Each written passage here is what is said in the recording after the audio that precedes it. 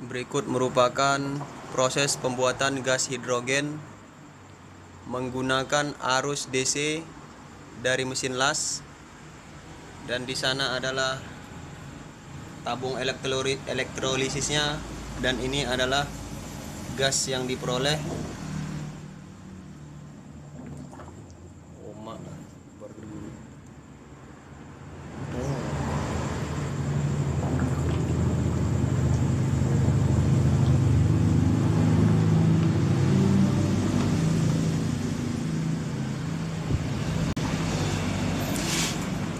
Proses ini merupakan proses perubahan air menjadi gas hidrogen dengan pemisahan zat dari air H2O ya bang, pemisahan H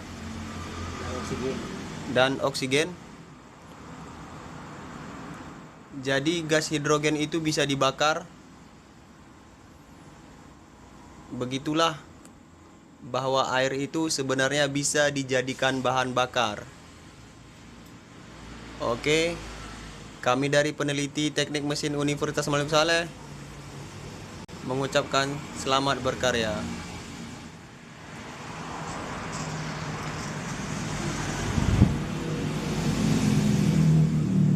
Bagus gambarnya dia bang, jernih ya. Autofocus.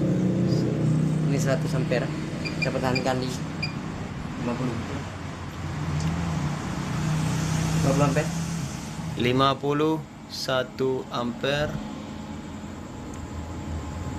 Oke.